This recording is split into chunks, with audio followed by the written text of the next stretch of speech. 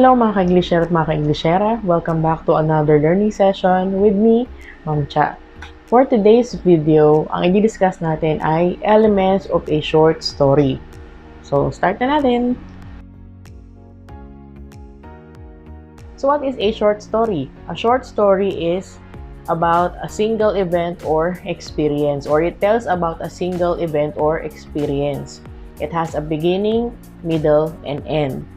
So, ano yung mga elements natin? The first one is setting. So, pag sinabi nating setting, it is the time and place a story takes place. So, sa setting mo malalaman kung saan yung location, ano yung year, and pati yung weather malalaman mo sa setting. Next naman natin is characters. Ang characters are the people, animals, or creatures in a story. So, sinasabi niya ang characters ang pinaka-importanting element of a short story kasi kung walang character, walang story. So, meron din tayong protagonist and antagonist. Siguro naririnig nyo na yun, ano ba yung protagonist and antagonist? So, sila yung klase ng character na pag sinabi mong protagonist, ito yung good guy or yung bida. Pag sinabi mo namang antagonist, ito yung kontrabida or yung villain. Ang next natin is characterization. So, the characterization is the way in which an author shows the personality of a character. So, ito yung way kung paano pinapakilala ng author yung character, whether siya ba ay mabuti or masama. So, meron siyang dalawang method.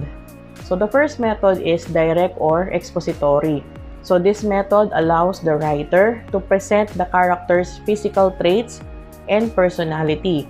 The character traits are explicitly brought out by the writer using descriptive words. So, pag sinabi nating direct na, sinasabi na agad kung anong klaseng character siya. Kung ano yung trait na meron siya. Siya ba ay honest? Siya ba ay masama or mabuti? Ano yung personality niya? Direct na, sinasabi na agad. Gumagamit ng descriptive words. Pag sinabi naman nating indirect or dramatic, this method allows the readers to deduce the traits of the characters through their thoughts, words, actions, and decisions. They infer the characteristics of these characters from what they say and do. So, kung sa direct, isinusubo na sa inyo, sinasabi na itong character na to ay mabuti or masama, kung ano man meron siyang personality. Pero sa indirect, ikaw as the reader, base sa mga kinikilo, sa mga ginagawa ng character, ano kayang klaseng character siya? Mabuti ba siya or masama? Honest ba siya or hindi? Or kung ano mang trait ang meron siya. So, yun yung pagkakaiba ng direct at saka indirect. Meron din tayong mga types of character. So, ang una natin is static or flat characters. They are characters who do not have flesh and blood qualities. They normally do not undergo changes throughout the story. So, ang example daw dito, a driver who appears in the story remains a driver until the end. So, kung sinabi nating static, consistent. So, kung siya ay, sabi nga dito, kung driver siya nung nag-umpisa yung story, sa huli, driver pa rin siya. Or, kung ano man siya nung umpisa ng story, hindi siya magbabago all throughout. Yun pa din siya. Pag sinabi naman nating dynamic or full or rounded characters, they are characters who live lives of sorrow and joy, sinking or swimming in the visible tides of life. Very much like us, they are capable of undergoing changes. Example, a beggar whom the major character helped before becomes a rich man who will help the major character in return. So, simple lang, pag static hindi nagbabago, kapag dynamic nagbabago, kadalasan di ba gano'n yung mga stories, yung sa una, mahirap, tapos yumaman, nagbago, something like that. So, again, static is consistent, hindi nagbabago. Kapag sinabi nating dynamic, nagbabago siya as the story progresses. Next natin na element is plot. The series of events that make up a story. So, ito yung mga sequence of events sa isang story. So, meron tayo ditong plot diagram. So, ang una natin is the exposition. So, the exposition is the beginning of the story where the characters and setting are introduced. Yung introduction ng story, yung umpisa. And then we have the rising action where the main character faces a series of conflicts. So, dito na yung nag-uumpisa na experience na yung mga conflict or na-encounter na yung mga conflict. And then, sa climax, yung pinaka-rurok talaga, the most exciting part of the story when we learn the outcome. So, ito yung pinaka-sukdulan. And then, falling is events leading to the end of the story. Patapos na yung story. At yung last part is the resolution. End of the story. Na-solve na yung mga conflict. Tapos na. Next natin is theme. The main idea of a story. So, yung tema. Halimbawa, itong story ba na to ay tungkol sa love? Tungkol ba to sa away ng mga pamilya? So, yun yung theme. Isang example natin dito is yung Romeo and Juliet, Family Feud.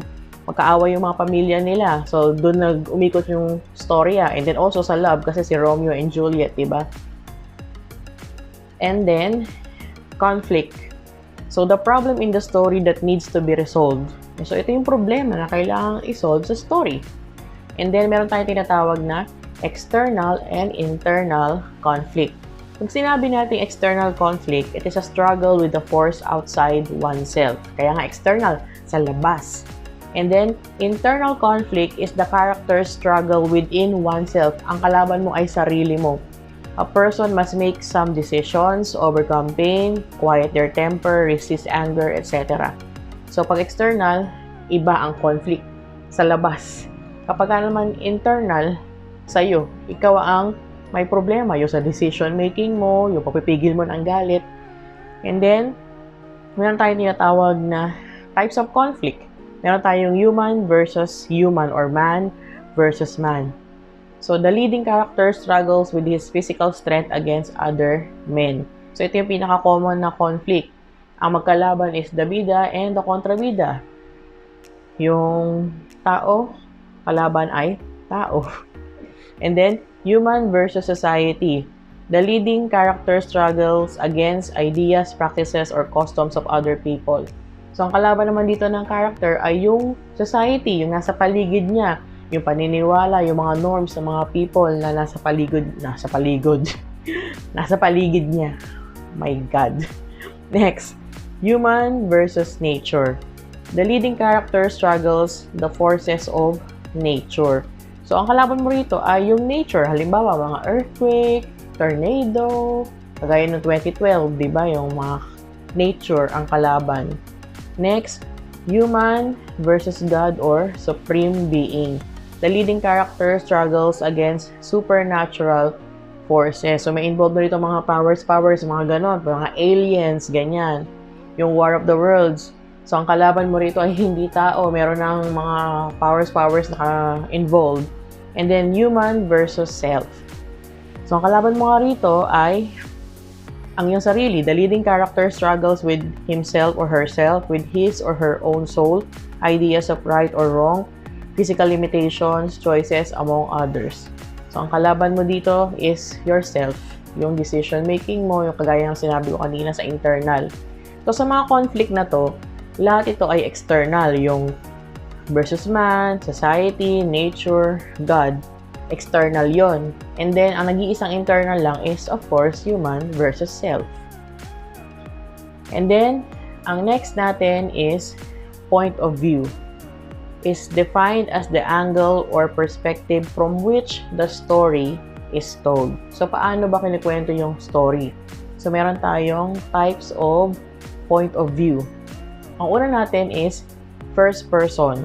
The story is told by the protagonist or another character that interacts closely with the protagonist or other characters.